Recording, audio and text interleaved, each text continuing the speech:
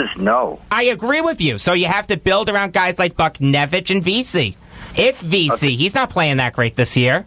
I'll tell you, they miss Chris Kreider. They do miss Kreider, that's true. They miss Hagelin. They really miss Carl Hagelin. Would you say they miss Shattenkirk, too? Shattenkirk's kind of tough because we didn't see him a lot with the Rangers. I mean, it's clear that when a defenseman of that caliber goes down and you expect him to fill that type of a role, obviously it's going to hurt. I mean, look at the Islanders. Look at what happened with Johnny Boychuk. Exactly. It's really tough. Even DeHaan, too. Yeah, I mean, all our New York teams right now are garbage teams. I can't wait until baseball season and the Yankees start playing well. I'm a big Yankee fan. I'm down here. I go over to Tampa to see. I read Baseball America. The Yankees and the Braves are the two best farm systems in baseball. The Yankees right now have such a good shot of winning the World Series, honestly. And I'm not just saying that because I'm a Yankee fan. They would easily be in my top 5, maybe top 3 of teams to win the World Series. Who's the other 2? Probably Houston LA? And maybe the Dodgers. Okay. Maybe even a surprise team like the Red Sox could maybe do something. I don't know. No, I have a surprise for you. What's the surprise? I have 2 surprises. The American League East watched the Angels. They're in the West. Cosart, and they picked up that Japanese pay. And in the West, well, they're not a surprise, but I like Arizona. The Diamondbacks are a good team. So are the Rockies. The NL West got a lot better. All right, Brian, thank you for the call. Nice I appreciate it. You take care of yourself. Thank you, Brian. Thank you. All right. You're listening to Beyond the Game on the Voice of Nassau Community College, 90.3 WHPC. This show is on twice a week, Tuesdays at 5 p.m. and Fridays at 3 p.m. I'm Jacob Volk. Sitting across from me, Brandon Johnson, Dominic Arbolino, and Eric Fischetti. Number to call if you have something on your mind is 516-572-7440. And let's broaden our basketball horizons. Haven't said that enough recently. Yes, I was just going to say, wow, that's a flashback. You have not said that in a while. Well, it's true. That's what we're going to do. The Cavaliers traded Channing Frye, Isaiah Thomas, and their top 3 protected first-round pick this year to the Lakers for Jordan Clarkson and Larry Nance Jr. This year, Frye has 4.8 points per game, 2.5 rebounds per game, and 0.6 assists per game. Thomas has 14.7 points per game, 2.1 rebounds per game, and 4.5 assists per game. Clarkson has 14.5 points per game, 3 rebounds per game, and 3.3 assists per game. And Nance has 8.6 points per game, 6.8 rebounds per game, and 1.4 assists per game. Did you get all that, or do you need me to repeat it? I'm pretty sure I got it. Pretty sure. It's good. Okay, good. Dominic, who do you think won the trade? Well, to begin with, the Cavaliers made everyone and everything buzzing, I think, yesterday around, let's say, 1:30 to 2 o'clock in that span. I was actually in history. In a bar somewhere. No, I was in history, and I actually have the class with WHPC's own Andrew Zucker, and we were going nuts about this.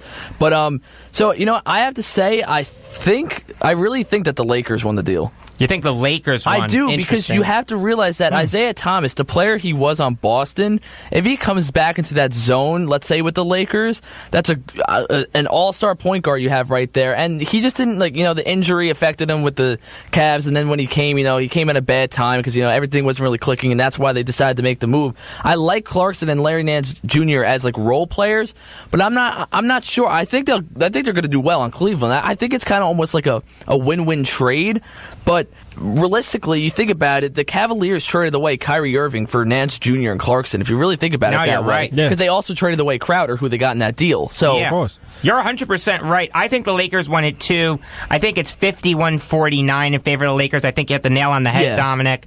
It is scary what is happening in Cleveland. Yeah. They just redid their team in a day. Holy goodness. Well, forget that. What in God's blessed name is going to happen next year? Is LeBron going to stay? No, this is one of the situations where I feel like this is a win-win situation, like you guys said. And Cleveland is definitely in a halt right now because LeBron, I don't think he's going to stay. I mean, he likes the athleticism that these young guys are coming in, but he's definitely not. Maybe he goes back with Isaiah Thomas and goes to the Lakers. No. Because you know what the Lakers are going to do? They're going to dump Isaiah Thomas at the end of this year because he's on an expiring contract. And the Lakers have a lot of room. And they're going to have a lot of money. If the Knicks were smart, they would have dumped all their salary and then, but, Didn't they try that once or twice and it didn't work? Here's the thing with LeBron. And Brandon, you had said this before. Yeah. You are 100% right. LeBron is a great executive in his own mind. A lot of the moves that he's orchestrated worked out. They got Cleveland a championship, something that no one thought would happen. True. Kyrie Irving doesn't come to the Cavs without LeBron. Tristan Thompson doesn't come to the Cavs without LeBron. J.R. Smith and Iman Shumpert don't come to the Cavs without LeBron. Andrew Wiggins doesn't come to the Cavs without LeBron. Kevin Love doesn't come to the Cavs without Wiggins. So, ergo, Love doesn't come to the Cavs without LeBron. He's a great executive in his own mind.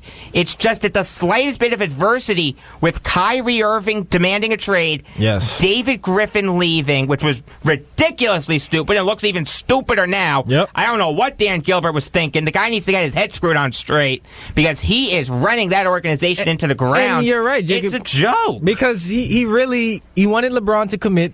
Earlier this year, LeBron saying no because he wants to test the free agency, which I don't blame him. This year, the Cavaliers have looked old and slow. The Cavs fast break, offense, defense. It's sad. I mean, don't get me wrong. I'm not particularly a Cavs fan. Of course. I like the fact that there's going to be another team in the NBA Finals from the Eastern Conference besides the Cavs to face the Warriors. But my grandmother could run this team better than Gilbert has run it.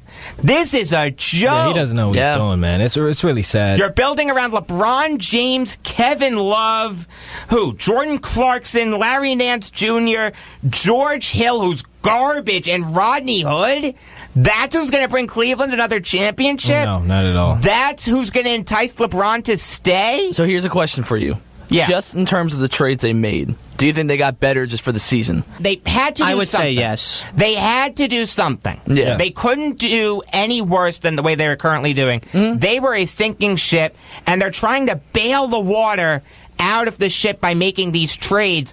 But are you telling me that these guys that they acquired are going to be key players on a championship run if you're Cleveland? I don't even think Cleveland will make it past the second round. Maybe off the bench. Honestly. It's going to be tough. I mean, like you said, LeBron is his own executive, and I think LeBron's leaving. I think he's going to go. It's tough, man. He got the championship for Cleveland, as he promised. The latest rumor was that LeBron didn't want the Cavs to trade Kyrie. He wanted to try to work it out with him, but Dan Gilbert or Kobe Altman, whoever it was, thought, no, we don't want to deal with this headache anymore. We just want to ship Kyrie out. It's like whoever we put around LeBron, it's going to work. Well, newsflash. You got Mo Williams, Shaq, Varejao. It's not going to work, Dan Gilbert. It's not going to work. You are one of the worst owners in all of sports. I honestly feel sorry for the Cavs. I really do. Don't get me wrong. I don't particularly like them. Again, there's a part of me that's glad that they're failing, but for a city so tortured as Cleveland, that's what bothers me. And you got to put it on LeBron too. I mean, you had a guy in Kyrie Irving, which has to be one of the best point guards in the league. I mean, he's taken over this Boston Celtics team as his own. He's looking like the second coming of Bob Cousy. It's true. And you know what? Kyrie didn't have any faith no more in LeBron, and the relationship there was very stagnant. So but don't you think a good GM would have made them sit down in a room and work it out? Yes.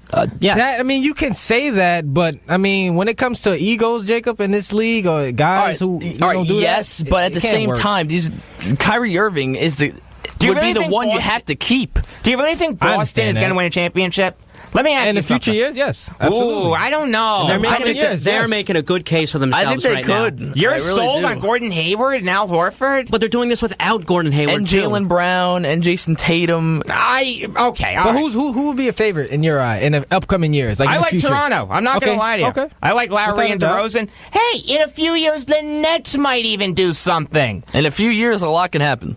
I'm just really not. We don't know what time. At the end of the day, guys like Al Horford and Gordon Hayward, they're getting older, and don't get me wrong, Gordon Hayward's going to be asked to do a lot of things for the Celtics when he comes back. It's not going to be like, okay, Gordon Hayward, you're coming off the bench. No, that's not how it's going to work. They're going to insert Hayward into the starting lineup, and he's going to have lost his step.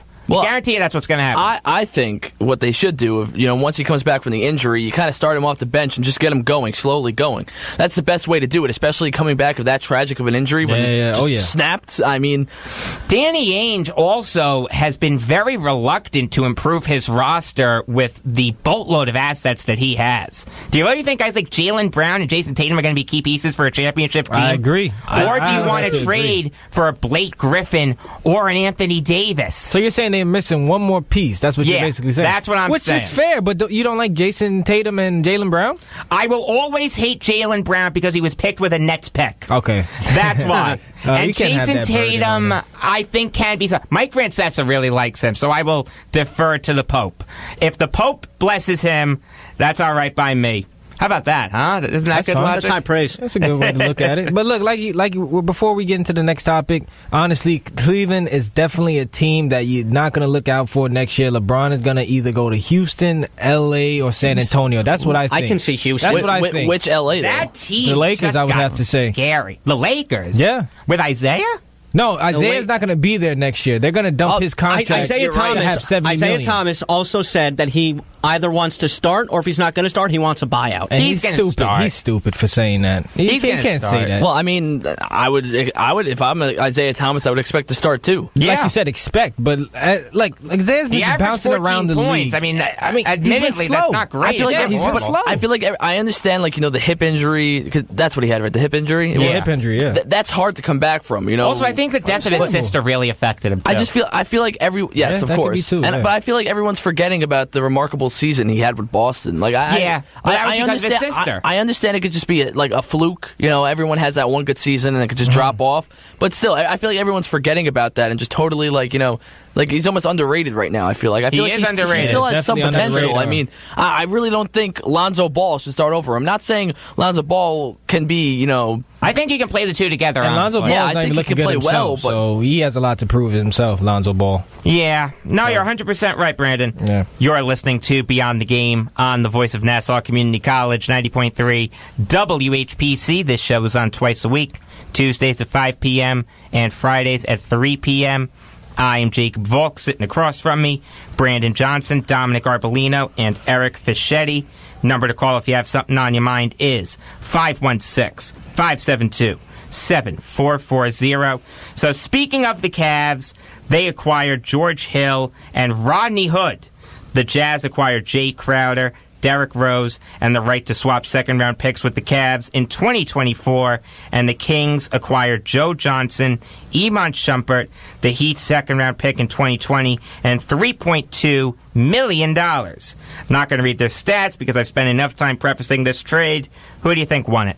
Let's go with the Cavaliers, guys. I mean, really? Honestly, yeah, I would say because Jay Crowder... What is he going to do really so much for the Jazz? And Derrick Rose, they just dumped him, and the Timberwolves are looking like they're going to pick him up. Iman Shumpert, I don't even know who he is no more. I was going to say. I haven't even heard his name in a lineup fourth quarter. I mean, I don't even know who this guy is no more. I mean, no knock on his talent or anything, but... You want him back on the Knicks? Nope. I don't think he would do much. He'll be a bench player. He hated playing for the Knicks. He really did. But look, back to what I was saying, George Hill, this is a guy, he's a quiet guy. I feel like he can be very productive in terms of three-point shooting and passing the ball to LeBron. Rodney Hood is another guy who could be a great defender. But still, we don't know. Rodney Hood. Yes, I will say that. He had a great playoff series last year in the first round against the Clippers, I must admit, after watching Joe Johnson played well. I mean, obviously, I don't think Joe Johnson for the Kings is going to do anything, but you also have to, just because you just said it, but Joe Johnson had a pretty good playoffs, too. Oh, yeah, him too, as well. I'll always have a soft spot in my heart for Joe Johnson when he was on the net. He's a good player, too.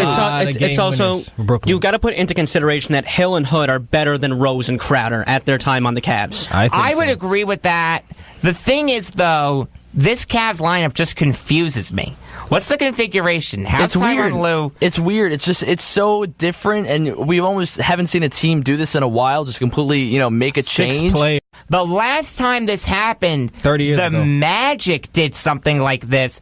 They traded for Gilbert Arenas, Earl Clark, and a bunch of other guys. It was weird. Hito Turkoglu, I think, was in one of the deals. It was weird, but that's what this reminded me of. It was nuts, and Tyronn Lue should not be fired. I'm going to say that right now. I like Tyronn Lue. You think he's a great coach? Yeah, I honestly do. Wow. This isn't his fault. No, I know it's not his fault. I just thought because LeBron, since he was at the helm, that's why he got his job, and I never felt like Lou was the main reason why they won the championship. No, he wasn't the main reason, but I think he's a good coach. At the end of the day, if you're the coach of a championship team, that doesn't happen by accident. Look at David Blatt. Look how bad David Blatt was. Yeah, and they made it to the finals that year. Yeah, so, exactly. Yeah, and Tyronn Lue was pretty much the surrogate head coach for that team. He was doing a lot of things in the huddle there. So, all right, let's take a quick break. Don't go anywhere, because we'll be talking football next. But first, I got to